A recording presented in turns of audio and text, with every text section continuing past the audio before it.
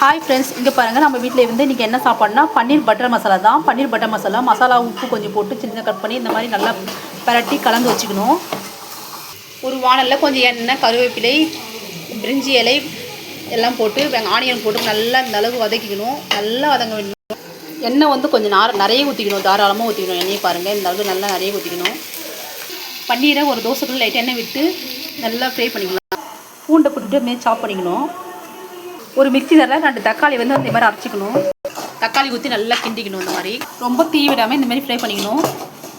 காரத்துக்கு தகுந்த மாதிரி மிளகாத்தூள் போட்டுக்கலாம், கொஞ்சம் மஞ்சள் தூள் போட்டுக்கலாம், கொஞ்சம் உப்பு சேர்த்துக்கலாம், கொஞ்சம் கரம் மசாலா சேர்த்துக்கலாம். உடனே மசாலா அந்த அளவுக்கு சுருண்டி வந்தோடனே இப்போ தயிர் ஆட் பண்ணிக்கலாம். குழம்பு கொதி வந்துச்சு. இப்போ ஃப்ரை பண்ணி வச்சுக்க பன்னீரை வந்து சேர்த்துக்கலாம். பாருங்கள், குழம்பு சூப்பராக ரெடி ஆகிடுச்சு. இப்போ கொத்தமல்லி தயிர் தூவிட்டு குழம்பு ஆஃப் பண்ணிடலாம். பாருங்கள், சப்பாத்தி பன்னீர் பட்டர் மசாலா சூப்பராக எப்படி இருக்குன்னு பார்க்கலாம். பாருங்கள், சப்பாத்தி பன்னீர் பட்டர் மசாலா செம்ம சூப்பராக இருக்குது. ட்ரை பண்ணி பாருங்க. பாய்.